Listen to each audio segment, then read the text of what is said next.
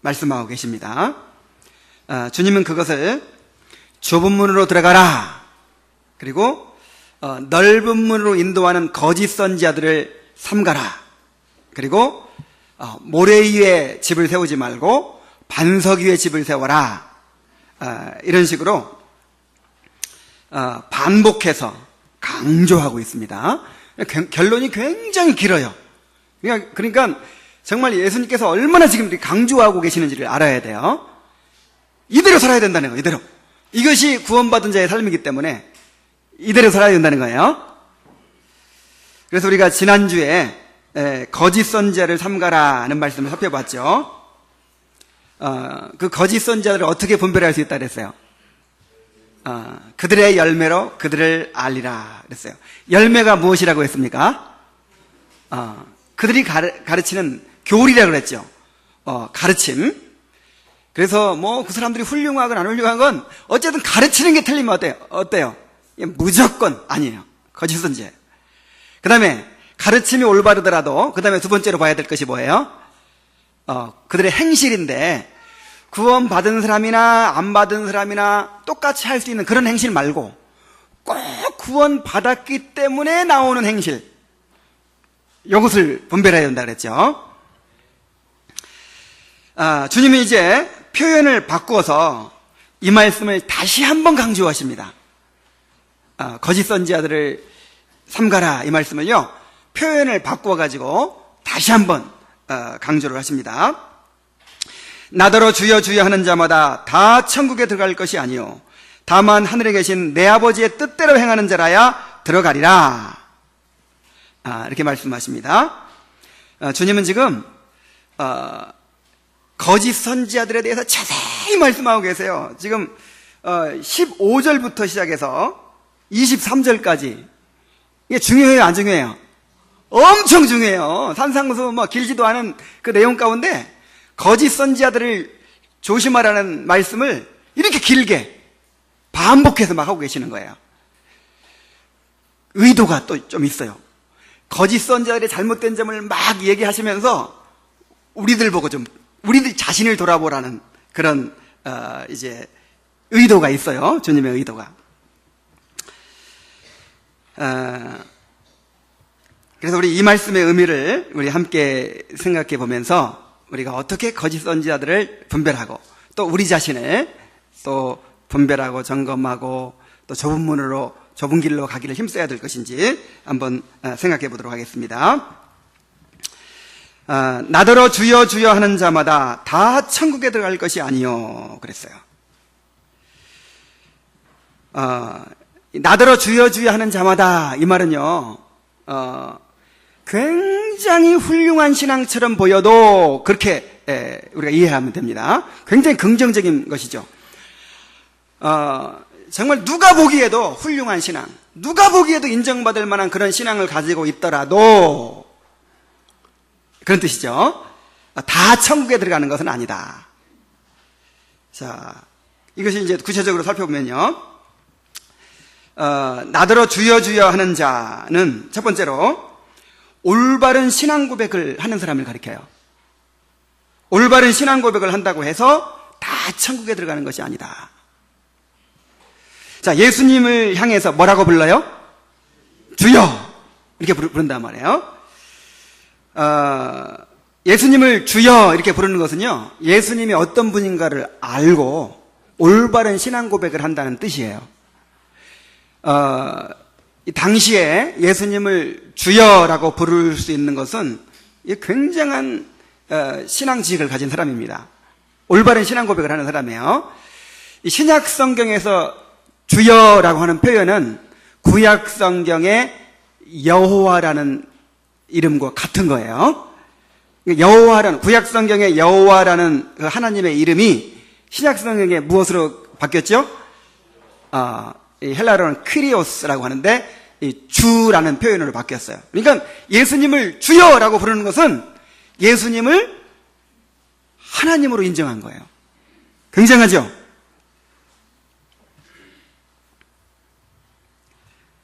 이 사람들은 구원의 도리와 기본적인 교리들을 잘 알고 예수님을 구주로 고백하는 사람들이었습니다.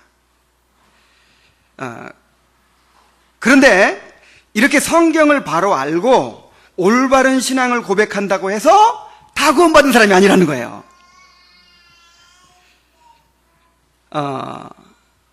이것이 이제 예를 들자면은 그 야고보서 독자들의 문제였어요. 이 야고보서를 쓸 때 야고보서를 받는 그 독자들은 지식에 문제가 있었어요, 없었어요? 없었어요. 올바른 교리를 다 알고 있고 머리로 다 알고 있었어요. 그들의 말에 문제가 있었어요, 없었어요? 없어요. 신앙 고백에는 문제가 없다니까요. 그러면 뭐가 문제였습니까? 그 사람들은 교리를 바로 알고 있어요. 구원의 도리를 바로 알고 있어요. 그리고 올바로 신앙 고백을 해요. 그런데 생명이 없어요. 진정으로 구원받지 못했어요. 그래서 구원받은 자만 가질 수 있는 그런 행위가 나와요, 안 나와요? 없어요. 그래서 그 사람들 믿음이 무슨 믿음이다? 죽은 믿음. 그래서 믿음도 다 똑같은 믿음이 아니라는 걸 알 수 있어요. 살아있는 믿음이 있고 또 무슨 믿음이 있어요? 죽은 믿음이 있어요. 이 믿음은요, 그냥 우리가 의지적으로 믿는다고 해서 그것이 구원의 믿음이 아니고, 이제 우리도 믿지만은 그 믿음이 어디로부터 온 거예요? 하나님께로부터 온 거예요. 하나님께로부터. 이제 예수님께서 이루신 구원을 어떤 사람에게, 택한 자에게 적용하실 때, 부르시고, 중생케 하시고, 믿게 하시고, 회개하게 하시고, 이게 다 누가 하시는 일이에요? 이 성령께서 하시는 일이에요. 이걸 가리켜서 은혜라 그래요. 구원에 속한 은혜. 이제 구원에 속한 은혜를 하나하나 이렇게 우리에게 적용시키시는 거예요. 그래서 믿음이라고 하는 거는 내가 믿은 것 같지만 사실은 어디로부터 온 거예요? 하나님께로서 왔기 때문에 살아있어요. 믿음이 어떻게 되어 있다고요? 살아있어요. 그냥 내가 그렇다고 믿는 거는, 그냥 내가 믿고 마는 거는 이게 죽어 있어요. 왜냐하면 나한테 나오고 계시기 때문에. 그러나 하나님께로부터 온 믿음은 어떻게 되어 있다고요? 살아있어요. 살아있기 때문에, 살아있으면요 반드시 꿈틀꿈틀합니다. 반드시 열매가 있습니다. 반드시 행함이 있습니다. 구원받았으면 구원받았기 때문에 나올 수 있는 그게 있죠. 똑같은 사람 모양이 둘이 있어요. 하나는 살아있고 하나는 죽어있어요. 우리가 구분할 수 있어요, 없어요? 있어요. 살았는지 죽었는지 그거 모르는 사람이 어디 있어요. 체온이 따뜻한가, 숨 쉬는가, 심장이 뛰는가, 자고 있어도 알아. 그렇죠? 그런 것처럼 구원받은 사람은 구원받은 사람만이 나타낼 수 있는 뭐가 있다? 행함이 있다. 그거 없으면 죽은 믿음인 거죠. 우리 야고보서 한번 봅시다. 야고보서 2장에.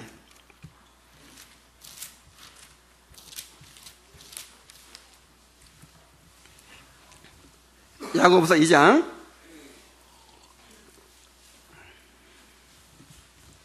자, 14절 봅니다.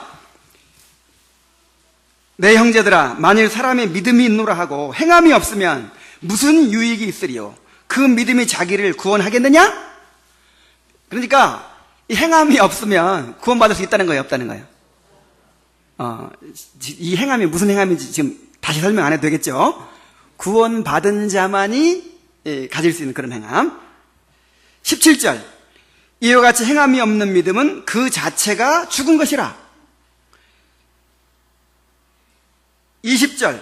허탄한 사람아, 행함이 없는 믿음이 헛것인 줄 알고자 하느냐? 행함이 없는 믿음은 뭐다? 헛것이다. 그 다음에 26절. 영혼 없는 몸이 죽은 것 같이 행함이 없는 믿음은 뭐한 것이라? 이야, 반복을 해도 이렇게 반복을 하네, 그죠? 이게 중요하다는 거예요, 안 중요하다는 거예요?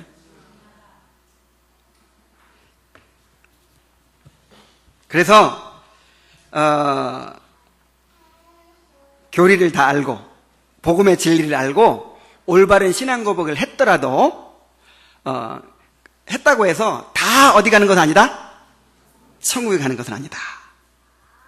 그 다음에 두 번째로 신앙생활에 열심히 있다고 해서 또 다 천국 가는 거 아니에요. 주여를 한 번만 불렀어요. 두 번이나 불렀어요. 주여 주여 이렇게 했죠. 이거 아주 열정 있는 사람들이에요.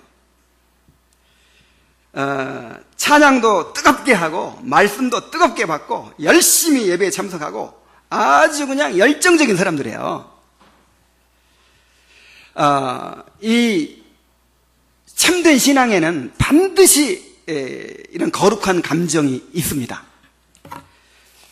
이 조나단 에드워즈라고 하는 사람은 참된 신앙의 핵심은 거룩한 감정에 있다 그랬어요. 그러니까 내가 정말 구원받았는데 뜨거운 거룩한 감정이 없을 수도 있을까요? 내가 진짜 구원받았어요. 거듭났어요. 그런데 정말 이런 이 구원받음으로 인하여 생기는 감정이 없을 수도 있냐고요. 그런 건 없어요. 구원받았어? 응? 나 어디 구원받았어? 이럴 수는 없어요. 애기 하나 낳으면 어때요? 그때부터 완전히 그냥 그 집안이 다 달라지죠? 그 애기 가진 지금 손자 두신 할아버지들을 그냥 이 핸드폰에 애기 사진 올려놓고 애기로 다 꾸며놨어요. 그래서 정말 구원받았는데 이 거룩한 감정이 구원의 기쁨과 감격이 없다는 거는 이건 말도 안 됩니다. 그런데 또 한 가지, 이렇게 뜨거운 열심이 있다고 해서 그것이 또 구원받은 증거는 아니라 이 말이에요. 그것이 구원받은 결과로 나타난 거룩한 감정인지 아니면 그냥 내 안에서 나온 인간적인 뜨거움이고 열심인지 봐야 알아요. 그것이 바로 돌밭에 떨어진 씨앗입니다. 자, 돌밭에 떨어진 씨앗, 이 사람은 말씀을 어떻게 받았다 그랬어요? 즉시 기쁨으로 받았어요. 어떻게? 그러니까 막 금방 뜨거워졌다 이 말이에요. 다른 사람들은 긴가민가 하고 있을 때 이 사람은 어떻게 했어요? 아멘 하면서 막 감격하고 눈물 흘리면서 받아들이고 기뻐했어요. 그래서 그 사람 구원받은 줄 알았는데 나중에 보니까 어떻게 했어요? 뿌리가 없으므로 말라버렸다. 구원받지 못했어요.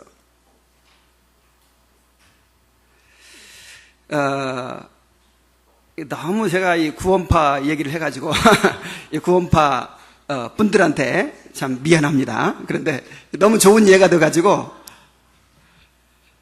여러분 이 구원파는요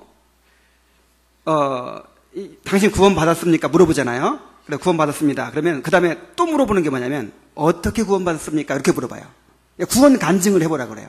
그래가지고 뜨거운 감격과 하여간 이런 뒤집어진 이런 그런 게 없으면 구원받은 거 아니라 그래요. 무조건 아니라 그래요. 그러니까 구원파 사람들은요 그런 뜨거운 구원 간증이 다 있다는 거예요, 없다는 거예요? 다 있어요. 기본적으로 요게 있어야 구원받은 사람으로 인정하는 거예요.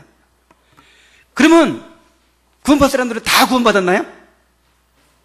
그럼 우리가 이단이라고 할 필요도 없죠. 그럼 그 감정은 뭐예요, 그럼? 진짜 구원받아서 뜨거운 거예요? 아니면은 돌밭에 떨어진 거예요? 어쨌든 진짜는 아니겠죠.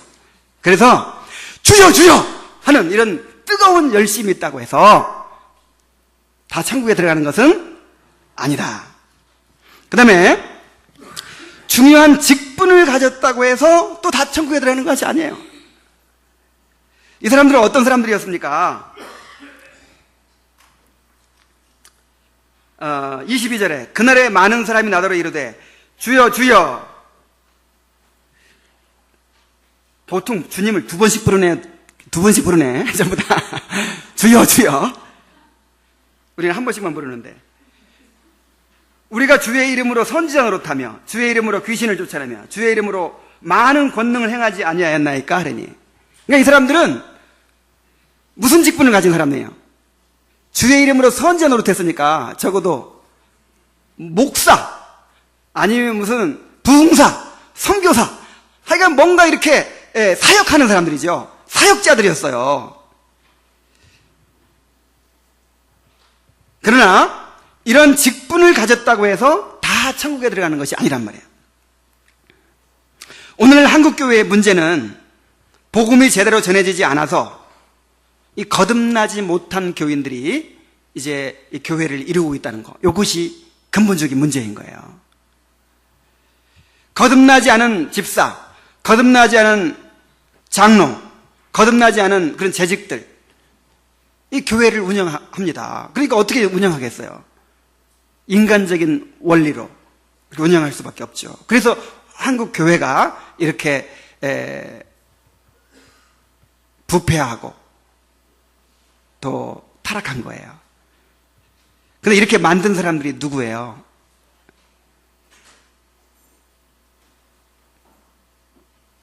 바로 여기에 나오는 것처럼 복음을 바로 전하지 않은, 넓은 문으로 사람들을 인도하고 있는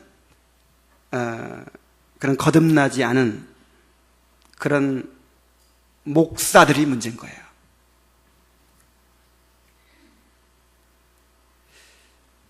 자, 다음으로 은사를 받고 큰 능력을 체험했다고 해서 또 다 천국에 들어가는 게 아니에요. 자, 이 사람들이 한 일이 뭐예요? 귀신을 쫓아냈어요. 귀신을. 그 다음에 선지자 노릇도 하고 많은 능력을 행했다고 했어요. 근데 이게 그냥 악령받아서 한 것 같진 않아요. 그랬으면 예수님한테 따질 수 있어요? 주님, 이게 어떻게 된 겁니까? 주님께서 그때 우리 사역을 역사하셨지 않습니까? 그래서 우리가 귀신도 쫓아내지 않았습니까? 또 많은 능력을 행하도록 주님께서 우리를 사용하시지 않았습니까? 이렇게 지금 강력하게 따지고 있잖아요. 그러나 설령 성령으로부터 온 것이라 할지라도 이렇게 신령한 은사나 또는 능력을 체험하는 거, 이런 거는요, 구원에 속한 은혜가 아니에요. 어디에 속한 은혜? 구원에 속한 은혜가 아니에요. 이게 무슨 말이냐면은 내가 은사를 체험하고 뭐 병을 고치고 무슨 신비한 능력을 행했다고 해서 그것 때문에 구원받고 못 받고 관계가 있어요, 없어요? 없어요. 내가 신령한 은사를 받고 능력을 행하는 것 때문에 내가 더 거룩해집니까? 관계없어요. 그것 때문에 더 타락할 수 있고 그것 때문에 거룩해질 수 있고 상관없어요. 고린도 교인들 보면 알죠? 은사 엄청나게 받았는데 거룩해졌어요? 은사 때문에 교회가 무질서해지고 은사 때문에 교회가 그렇게 엉망진창이 됐잖아요. 그래서 어떤 신령한 은사를 받았다고 해서 또 능력을 체험했다고 해서 그것이 구원받은 증거, 그것이 참된 선지자의 증거가 아니라는 거예요. 자, 다음으로 사역에 큰 열매가 있다고 해서 또 다 천국 가는 것은 아니에요. 선지자 노릇하고 귀신을 쫓아내고 큰 권능을 행했다는 것은 주님께 쓰임받고 많은 사역을 이루었다는 것을 의미하기도 합니다. 얼마나 많은 일을 했으면 주님 앞에 당당히 이렇게 따질 수 있겠어요. 그러니까 이 사람들은 자신들의 사역에 대해서 확신이 있는 거예요. 확신. 내가 지금 누구한테 쓰임받고 있다, 주님께 쓰임받고 있다는 확신이 있어요. 그리고 실제로 쓰임받았을 수도 있어요. 그러나 크게 쓰임받았더라도 구원받지 못할 수 있는 거예요. 성경에는 주님을 위해서 많은 일을 했지만 주님과 전혀 상관이 없는 사람들도 많이 있어요. 예를 들어 사울 같은 사람, 주님께 쓰임 받았어요, 안 받았어요? 놀랍게 쓰임 받았잖아요. 그러나 사울은 버림받았어요.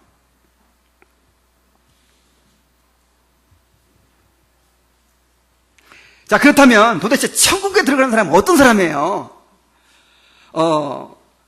올바른 신앙 고백한 사람도 아니라 그러지. 다 들어가는 거 아니라 그러지. 또 이게 필요 없다는 게 아니라 이런 것도 있어야 되지만 요거 있다고 해서 천국에 가는 건 아니라 이 말이에요. 올바른 신앙 고백이 있다고 해서 구원받은 다 천국에 들어가는 건 아니라 그러지. 열심히 있다고 해서 다 천국에 들어가는 건 아니라 그러죠. 그 다음에 또 어떤 직분 있다고 해서 가는 것도 아니라고 그랬죠. 그 다음에 은사나 능력을 가지고 있다고, 체험했다고 해서 다 천국에 들어가는 거 아니고, 그 다음에 사역의 열매가 있다고 해서 천국에 들어가는 것이 아니고. 그럼 도대체 누가 들어가요? 누가? 자, 어떤 사람이 들어간다고 했습니까? 다만 하늘에 계신 내 아버지의 뜻대로 행하는 자라야 들어가리라. 자, 어떤 사람이 들어가요? 하늘에 계신 내 아버지의 뜻대로 행하는 자라야 들어가리라 그랬어요.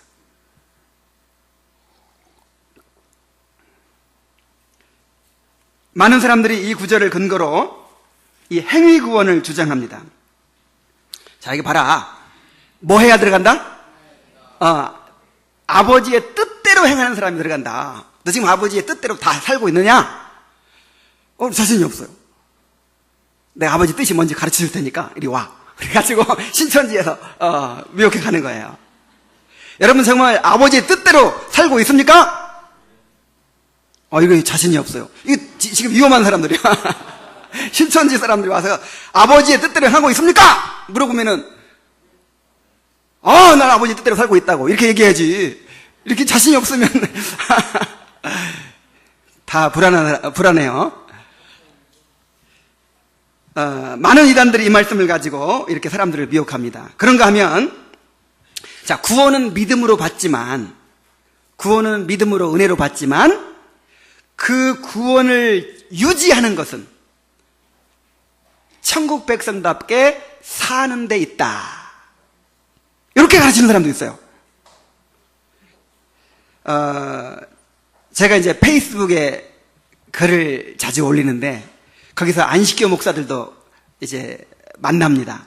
딴 사람들은 이분이 안식교 목사인지 누군지 모르는데 나는 딱 보면 알아요. 자, 어떤 안식교 목사가 이런 글을 올렸어요. 생명책에 내 이름이 기록되어 있는가? 이런 글을 올렸어요. 그리고 나서 이제 자신의 기도를 이렇게 또 기록을 했어요. 자, 뭐라고 기도를 올렸냐면은, 고마우신 아버지 하나님, 나의 공로가 아니라 그리스도의 공로를 힘입어 하늘 책에 내 이름을 올려주셔서 감사합니다. 맞아요? 틀려요? 이건 아멘이에요? 노멘이에요? 아멘이죠. 나의 공로가 아니라 누구의 공로로? 예수님의 공로로 내 이름이 어디에 기록되어 있다? 하늘에 기록되어 있다. 이분은 자기 이름이 하늘에 기록된 것을 지금 알고 있어요. 구원의 확신이 있어. 그리고 그것을 감사하고 있어요. 그래서 안식교인들한테 안식교 율법주의다, 행위로 구원 만들어주면, 그러면 막 펄쩍 뜹니다. 이게 무슨 소리냐? 우리는 오로지 그리스도의 공로를 의지해서 구원받는다. 믿음으로 구원받고 은혜로 구원받는 것을 믿는다. 이렇게 주장한단 말이에요. 이렇게 믿고 있잖아요. 그런데 이제 뒷부분이 문제야. 뒷부분. 어떻게 기도를 하냐면,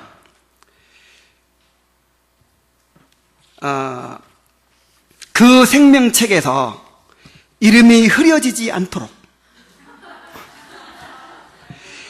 매일 그리스도만을 의지하게 하시고 천국 시민답게 살게 하여 주옵소서. 그러니까 은혜로 믿음으로 구원 받았어요. 하늘 생명책 기록되어 있어요. 근데 천국 시민답게 못 사는 거야. 그럼 어떻게 돼요? 이름이 점점 흐려져. 점점 희미해지다가 나중에 없어져 버려. 그러니까 은혜로 구원받았지만 내가 어떻게 해야 돼요? 천국 백성답게 열심히 살아야 그것이 유지되는 거야. 그 나중에 조사 심판에 의해서 이제 그렇게 살았나 못 살았나를 예수님이 다 조사하시는 거예요. 그래가지고 그렇게 산 사람은 천국 가고, 그리고 못 산 사람은 유황불에 팍 타 죽어요. 교묘한 율법주의야. 교묘한 율법주의. 그래서 이것이 진짜 무서운 이단이에요. 안식교가 아주 무서운 이단입니다. 이 안식교나 카톨릭이나. 카톨릭에서 제일 많이 얘기하는 게 뭐라고 그랬어요? 은혜. 우리는 은혜가 아니면 안 된다. 처음부터 끝까지 다 은혜로 된다. 은혜로 된다. 그런데 거기에 교묘하게 이제 행위가 들어가 있는 거야. 그래서 이 안식교식으로 하면 구원은 받았지만 확실히 받은 거예요? 아니면 나중에 가봐야 하는 거예요? 나중에 가봐야 해요. 그런데 무슨 게 구원이야? 결국 누구한테 달려있어요? 내 행위에 달려있단 말이에요. 이것을 잘 구분하시기 바랍니다. 이게 안식교뿐만 아니에요. 일반 교회에서도 이렇게 가르치는 사람들 많습니다. 굉장히 합리적이거든요. 그래야 타락하지 않을 것처럼 보이거든요. 지금 한국교회 문제가 믿음으로 그냥 구원을 받고 행위에 관계없이 그냥 의롭다고 받았다고 하니까 이렇게 문제라는 거야. 그럼 이렇게 가르치면 사람들이 막 경성해서 더 잘 살라고 하겠죠. 이게 지금 한국교회를 살리는 길이라는 거예요. 이렇게 주장하는 사람들이 지금 많이 일어나고 있어요. 우리가 복음에 바로 굳게 서야 될 줄로 믿습니다. 구원은 오직 하나님의 은혜로 받는 것입니다. 우리가 구원받는 데 있어서 우리의 행위는 0.1%도 참작이 되어야 안 돼요. 전혀 참작이 될 수가 없는 거예요. 그리고 구원은 나중에 가봐야 알아요. 우리가 믿는 순간 받아요. 그 믿음이 어디서부터 온 거예요? 내가 이 중생부터가 시작이 된다니까요. 중생 한 사람한테 믿음을 넣어주시는 거예요. 그래서 믿어지는 거예요. 그래서 믿는 순간 예수님과 연합되고 구원 받는 거예요. 그리고 그것이 변할 수 있어요, 없어요? 없어요. 완전한 구원이에요. 영원히 온전케 하셨느니라 그랬어요. 우리가 받은 구원은 완전합니다. 믿는 순간 받는 것이고 그것이 절대로 우리의 행위에 의해서 바뀌어지지 않습니다. 그리고 구원받은 후에 나오는 이 성화의 열매까지도 내가 하는 것이 아니고 그것도 구원에 속한 은혜예요. 자, 성화가 뭐에 속한 은혜? 구원에 속한 은혜. 내가 구원받았다 하는 말은 성화까지, 영화까지 다 받은 거예요. 맞습니까? 칭의만 받고 성화는 안 받았습니까? 그렇지 않죠? 성화도 받았고 영화도 다 받았어요. 아직 내 안에서 온전하게 안 이루어졌을 뿐이에요. 이제 그것이 누가 이루셔요, 그거를? 성령께서 그것을 단계적으로 이루셔서 마침내 영화에 이르게 하실 줄 믿습니다. 요거를 은혜라고 그러는 거예요. 은혜. 구원에 속한 은혜. 자, 그렇다면 하나님의 뜻대로 행하는 자라야 천국에 들어간다 하는 말씀이 무슨 뜻일까요? 왜 이렇게 마치 행위로 구원받는 것처럼 이렇게 표현을 하셨을까요? 자, 여기서 하나님의 뜻대로 행한다 하는 말은 지금까지 예수님께서 말씀하신 대로 이 산상수훈대로 행한다 그 뜻이에요. 지금 예수님께서 뭐에 대해 말씀하고 계신다고요? 산상수훈을 말씀하시고 나서 그대로 행해라. 지금 요걸 말씀하고 계시잖아요. 그래서 17절에 좋은 열매, 나쁜 열매에 대해서 말씀하시고, 아니 그 전에 좁은 문으로 들어가라 이렇게 말씀하시고, 17절에 좋은 열매, 나쁜 열매에 대해서 말씀하시고, 그 다음에 아버지의 뜻대로 행하는 자라에 들어가리라 말씀하시고, 그 다음에 23절에 밑줄을 그어 보세요. 불법을 행하는 자들아 그랬죠? 그 다음에 24절에 나의 이 말을 듣고 행하는 자는 그랬죠? 그 다음 26절에 이 말을 듣고 행하지 아니하는 자는 그랬죠? 그러니까 실제로 행하는 걸 얘기한 거예요, 아니에요? 지금 예수님의 주신 말씀을 행하느냐 못 행하느냐 이 문제예요, 그죠? 그래요, 안 그래요? 그렇죠?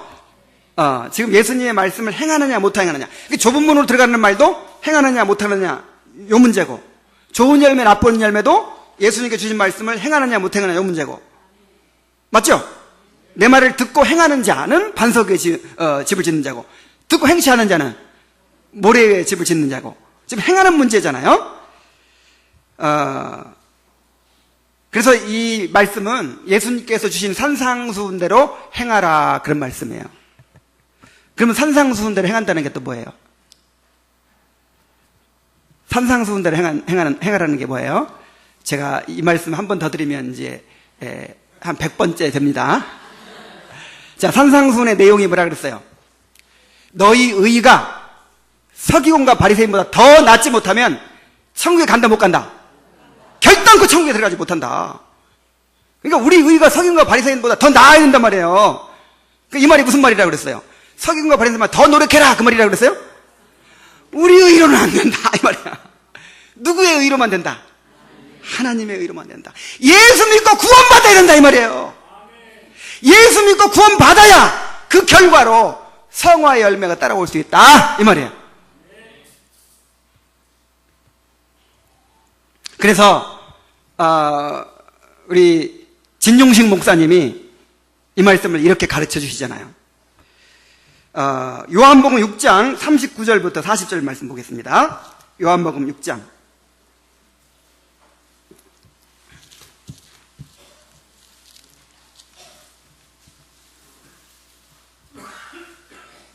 자, 38절부터 옵니다. 내가 하늘에서 내려온 것은 내 뜻을 행하려 함이 아니요 나를 보내신 이의 뜻을 행하려 함이니라. 나를 보내신 이의 뜻은 내 아버지의 뜻이 나와요. 내 아버지의 뜻이 뭡니까? 내게 주신 자 중에 내가 하나도 잃어버리지 아니하고 마지막 날에 다시 살리는 이것이니라. 내 아버지의 뜻은 아들을 보고 믿는 자마다 영생을 얻는 이것이니 마지막 날에 내가 이를 다시 살리리라. 그러니까 아버지의 뜻이 뭐예요? 우리를 향한 하나님의 궁극적인 뜻이 뭡니까? 예수님을 믿고 구원받는 거예요. 그리고 한번 구원받았으면 잃어버리지는 거예요? 아니에요. 하나도 잃어버리지 않는 거예요. 구원받고 나서 구원을 잃어버릴 수 있어요? 없어요? 없다는 거예요. 그 구원도 누가 주셔야 되는 거예요? 내게 주신 자 그랬잖아요. 하나님이 택하셔야 돼요. 하나님이 택하신 자들에게 이제 영생을 주시는데 예수 믿고 구원받게 하시는데 예수 믿고 구원받으면 잃어버릴 수 있다 없다? 없다. 그래서 우리를 향한 하나님의 궁극적인 뜻은 우리가 예수님을 믿고 영생을 얻는 것입니다. 구원을 받는 것입니다. 그래서 좀 쉽게 설명하자면요, 바로 이런 뜻이에요. 하나님의 뜻을 행하는 자라야 천국에 들어간다. 이 말씀은 예수님을 믿고 구원받아서 그 결과로 이 구원받은 자의 삶을 사는 사람들이 어디에 들어간다? 천국에 들어간다. 자, 이해가 됩니까?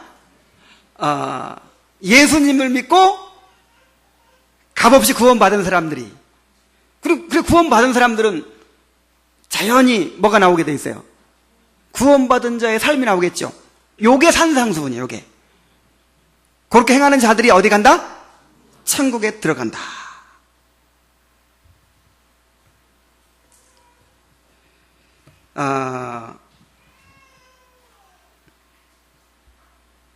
그래도 조금 미심쩍은 데가 있어요. 그래도 왜 하나님의 뜻대로 행하는 자라야 들어간다 그랬을까? 이것을 또 이렇게 이해할 수 있습니다. 이것이 바로 이제 이 결과론적인 표현이에요. 자, 무슨 표현? 자, 보세요. 내가 예수님을 믿고 구원받았으면 그 결과로 이제 구원받은 자의 삶을 살겠죠. 그래서 이제 그 사람이 천국 갔어요. 천국 갔을 때 이 사람 예수 믿어서 천국 갔어. 맞아요, 틀려요? 맞아요, 틀려요? 그 다음에 이 사람 구원받은 자의 삶을 살아서 천국 갔어. 맞아요, 틀려요? 원인으로 얘기하는가 결과로 얘기하는가, 그 문제예요. 이해가 됩니까? 예를 들어볼게요. 예를, 나중에 예수님께서 오셔가지고 심판하실 때 이제 양과 염소를 이렇게 분리하신다 그랬어요. 양은 어느 쪽이에요? 오른쪽. 염소는 왼쪽. 그런데 양은 구원받는 사람이고 염소는 지옥 가는 사람입니다. 그런데 심판의 기준이 뭐예요? 심판의 기준이, 여기 지극히 작은 자 하나에게 병들었을 때 돌아보고 감옥에 갇혔을 때 면회 가고 그 다음에 또 뭐죠? 어쨌든 그 사람들 돌아보는 거, 영접하는 거. 그게 기준이에요. 심판의 기준이 뭐라고요? 여기는 지극히 작은 자 하나에게 얼마나 잘했냐. 요것이 심판의 기준이야. 아니, 그러면 예수님이, 주의 종들 대접 얼마나 잘하냐 못하느냐. 요거 가지고 구원받고 이렇게 한단 말이에요? 그럼 무슨 뜻이에요, 이게? 요게 결과론적 표현이란 말이에요. 그러니까, 진짜 지극히 작은 자 하나들, 예수님의 종들을 말해요. 제자들을 말해. 그 사람들이 전하는 복음을 듣고 구원받았어요. 구원받았으니까 나에게 복음을 전해준 사람들을 위해서 어떻게 할까요? 감옥에 갇힐 때 돌아볼 수밖에 없고, 병들었을 때 돌봐줄 수밖에 없고, 그들이 올 때 영접할 수밖에 없죠. 이게 구원의 결과죠. 그래서 그런 사람이 구원받는다 이 말이에요. 천국 간다 이 말이에요. 이해가 옵니까? 또 한번 예를 들어 볼게요. 로마서 2장 7절로 8절 보겠습니다. 로마서 2장 7절로 8절.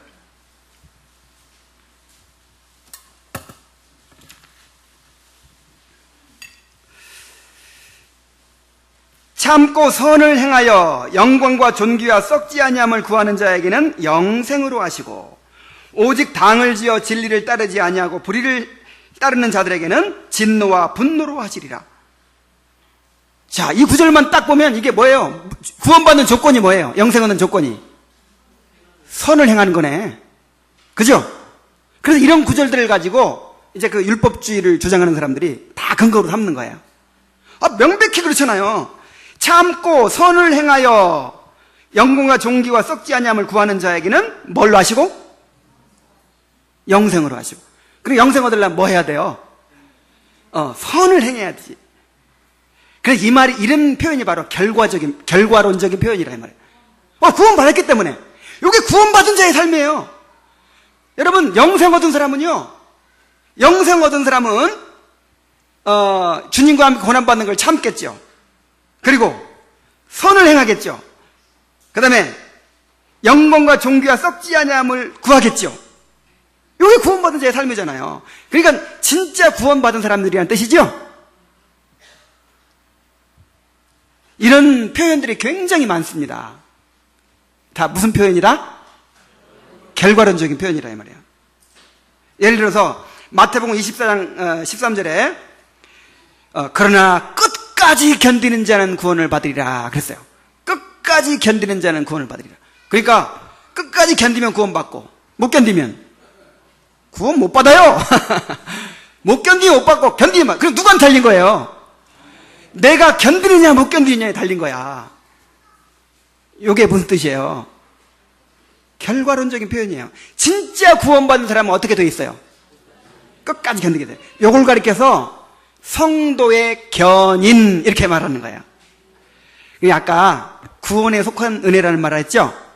구원에 속한 은혜 속에 견인도 들어있어요. 그래서 정말 택함 받고 구원받은 사람은요, 끝까지 견디게 해주시는 거예요. 견고한 인내를 하도록 해주시는 거예요. 그래서 끝까지 견디는 자는 구원받습니다. 근데 어떤 사람이 끝까지 못 견디는 거예요. 나중에 신앙을 포기해버렸어요. 그러면 그 사람은 처음부터 구원받지 않은 사람이었어요. 구원받았으면 포기할 리가 있어요, 없어요? 없어요.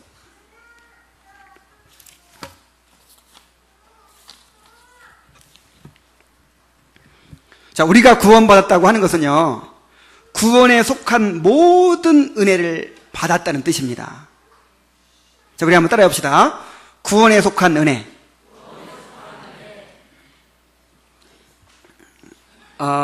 제가 이 구원에 속한 은혜에 대해서 지난 수요일 날 말씀을 드렸거든요. 이 굉장히 중요한 개념인데, 이 수요일 설교를 한번 들어보세요. 사랑장 강해, 지난주 수요일 날 했던 거. 이 은혜는 두 종류의 은혜가 있어요. 구원에 속한 은혜가 있고, 그냥 일반 은혜가 있어요. 일반 은혜는 뭐냐면, 믿는 사람이나 안 믿는 사람이나 온 세상 사람들한테 동일하게 주시는 은혜. 뭐가 있어요?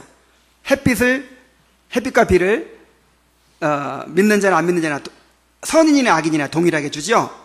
그 다음에 일용할 양식은 구원받은 자들에만 주나요? 지금 믿지 않는 사람 다 하나님 먹여 살리고 있어요. 하여간 그 구원받는 것과 관계되지 않은 모든 것은요, 조건이 똑같습니다. 믿는 자나 안 믿는 자나 하나님이 똑같이 줍니다. 그게 무슨 은혜? 일반 은혜. 그런데 구원에 속한 은혜가 있어요. 구원에 속한 은혜. 구원에 속한 은혜는 택한 자들에게만 주고 구원받은 자들에게만 주는 은혜예요. 근데 구원에 속한 은혜 속에 뭐가 들어있어요? 여러분 구원받았죠? 구원의 은혜를 받았죠? 이 구원에 속한 은혜라는 게 뭐냐면은 이제 성부 하나님을 선택하시고 그 다음에 성자 하나님이 이제 구원을 이루셨어요. 완전하게 이루셨어요. 그 이루신 구원을 우리에게 적용시켜주는 과정, 요걸 은혜 이렇게 얘기하는 거예요. 그래서 이 성경에서 말하는 은혜는 전부 다 무슨 은혜를 말하는 거예요? 구원에 속한 은혜를 말하는 거예요. 그래서 오늘 말씀에 은혜 받았다, 이게 무슨 뜻이냐면은 말씀을 통해서 내 구원을 이루어가는, 예를 들어서 말씀을 듣고 회개했다든지 말씀을 듣고 죄를 버리고 성화를 이렇게 이루어가도록 한다든지 어쨌든 이 구원 과정을 이렇게 이루도록 역사하는 모든 걸 무슨 은혜? 구원에 속한 은혜. 그러니까 아무거나 은혜 받았다 그러지 마세요. 대부분은 그냥 감동받은 거예요. 감동. 정말 내 구원이 이루어져 가는 거기에 관련된 것만 무슨 은혜? 구원에 속한 은혜. 이 구원에 속한 은혜 안에 뭐가 들어있을까요? 알기 쉽게 설명하면, 그냥 단순화시켜서 얘기하면, 이제 구원의 과정이 있죠. 이 택한 자에게 이 구원을 적용시킬 때, 맨 처음에 부르신 사람들을 살려놔야죠. 거듭나게 하시고, 그 다음에 이제 믿음을 넣어주셔서 예수님을 믿게 하시고, 그 다음에 죄를 깨닫고 회개하게 하시고, 그 다음에 의롭다고 하시고, 그 다음에 아들 삼으시고, 아들 삼은 사람을 이제 성화를 이루시고, 그 다음에 성화 이루는 과정까지 힘들고 어렵잖아요.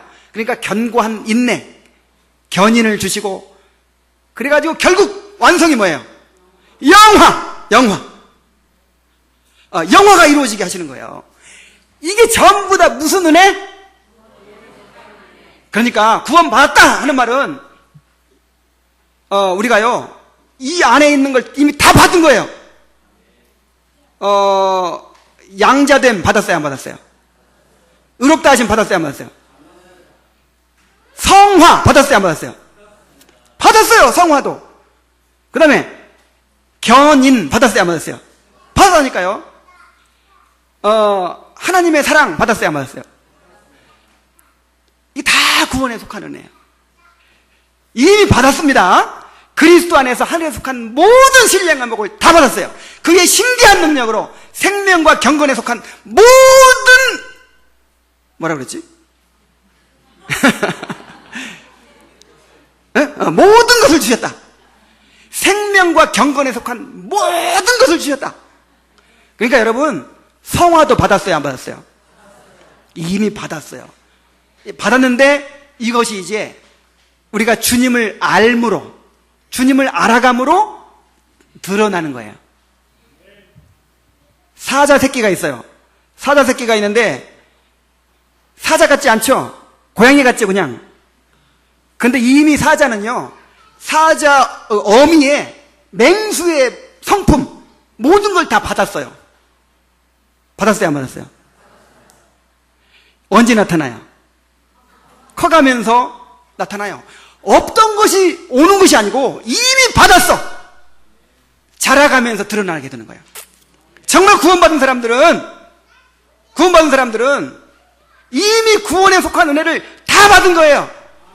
그래서 우리가 열심히 하나님을 알아감으로써 이것이 우리 안에서 점점점 드러나게 되는 거예요. 성화가 드러나게 될 줄로 믿습니다. 성화 열매가 반드시 따라오는 거예요. 구원받았으면. 그래서 하늘에 계신 내 아버지의 뜻대로 행하는 자라야 들어가리라. 이 말이 무슨 말이에요?